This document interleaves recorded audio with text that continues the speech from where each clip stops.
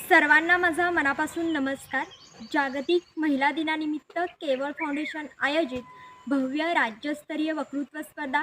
नमस्कार, मी कुमारी Vanita Netaji Shinde, Vidyadeep junior college बेळंकीची विद्यार्थिनी. आज या ऑनलाईन व्यासपीठासमोर विषय मांडत आहे. माझ्या आयुष्यातील प्रेरणादायी स्त्री, अनाथांची माई सिंधुताई सपकाळ. मोडलेल्या माणसाचं दुःख ओझं झेलताना, अनाथांच्या उशाशी दीप लावून झोपताना, कोणतीना जात ज्यांची, कोणतीना धर्म ज्यांचे, दोन अश्रू माणसांचे माणसांना. अशा परिस्थितीमध्ये थंडीत कुडकुडणारं बाळ असेल, छत्र हरवलेली लेकरं असतील. अहो सिंधुताई सपकाळ 1400 लेकरांच्या माई झाल्या, 182 जावयांच्या व 36 सुनांच्या सासू झाल्या.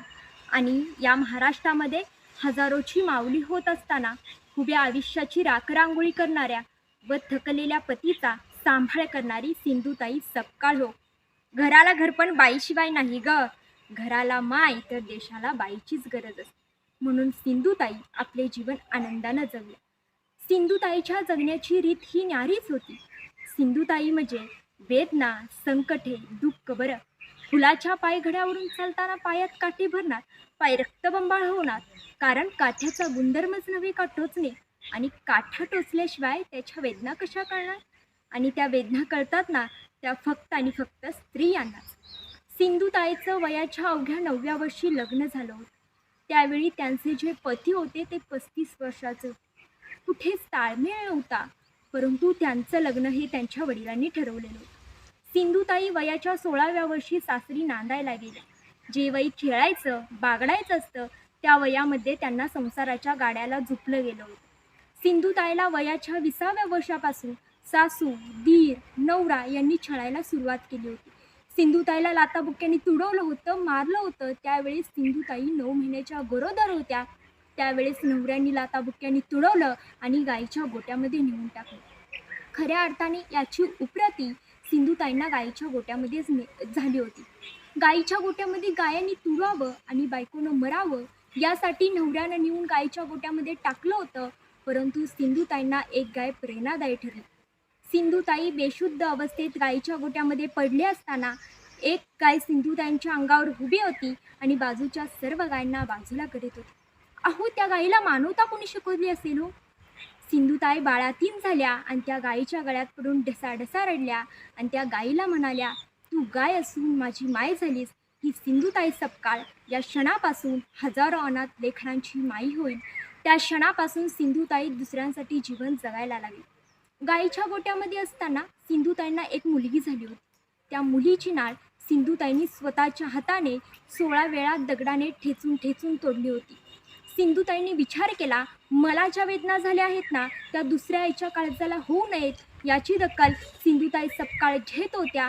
आणि खऱ्या अर्थाने त्या क्षणापासून सिंधुताईंच्या जीवनाचा प्रवास सुरू झाला. खऱ्या अर्थाने सिंधुताई रेल्वेमध्ये भीक मागायच्या आणि खूप रात्र झाली तर स्टेशनवरती येऊन बसायच्या.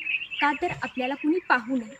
एखादा भिकारी मोठ्याने ओरडायचा, मी आता मरणार आहे रे, मला कुणी नाही रे, मला कुणी पाणी देता का रे पाणी. अहो, सिंधुताई स्वतः त्या भिकाऱ्याजवळ जायच्या आणि त्या भिकाऱ्याला म्हणायच्या, बाबा रे, नुसतं पाणी पिऊनच मरू नकोस रे. सिंधुताई स्वतः जवळील भाकरी त्या भिकाऱ्याला बारीक बारीक करून खाऊ घालायच्या. सिंधुताई त्या भिकाऱ्यासाठी देखील माई झाल्या हो. त्या क्षणापासून सिंधुताईंनी अनाथ लेकरांसाठी ऊन, वारा, पाऊस काही असो, रेल्वेमध्ये अभंग म्हणणं, गाणी म्हणणं, कारण गाण्यानं दाणं मिळायचं, गाण्यानं खाणं मिळायचं आणि वाचनानं राशन मिळायचं. आणि हे सर्व दुःख सहन करत असताना त्या त्यांच्या अश्रूंना सांगत असत, अस्वांनो, तुम्ही माझ्या डोळ्यात वाहू नका आणि अंतरीच्या वेदना जगास दावू नका. आजही सिंधुताईंच्या महाराष्ट्रामध्ये 5 संस्था आहेत. आजही त्या हजारो अनाथ लेकरांच्या संगोपन करतात, सांभाळ करतात, त्यांच्या स्वप्नांना आकार देतात. सिंधुताईंनी सांभाळलेली अनेक अनाथ मुलं ही PhD आहेत, MPPhD आहेत. आणि सिंधुताईंनी सांभाळलेला एक मुलगा तर सिंधुताईंवरतीच PhD करतो आहे. सिंधुताईंकडे सर्वात लहान मूल हे 20 वर्षाचं होतं आणि सर्वात मोठं मूल हे 95 वर्षाचं होतं. सिंधुताईंना एकूण 175 पुरस्कार मिळाले. परंतु सिंधुताई खूप छान म्हणतात, पुरस्कारांची कधीच भाकरी होत नाही, म्हणून सिंधुताई महाराष्ट्रातच नव्हे तर परदेशात जायच्या, भाषणं करायच्या आणि म्हणायच्या, मी सिंधुताई सपकाळ अनाथ लेकरांची माई झाले, तुम्ही माझ्या लेकरांसाठी गणगौत व्हाल का? खऱ्या अर्थाने सिंधुताईंनी प्रत्येक महिलेसमोर आदर्श ठेवला आहे. सिंधुताईंचं एक वाक्य प्रत्येक महिलेच्या काळजाला घाव घालून जातं. ते वाक्य म्हणजे, देवा तू आम्हाला हसायला शिकवलंस, देवा तू आम्हाला हसायला शिकवलंस, पण आम्ही कधीतरी रडलो होतो याचा विसर पडू देऊ नकोस, पण आम्ही कधीतरी रडलो होतो याचा विसर पडू देऊ नकोस. मनपूर्वक धन्यवाद.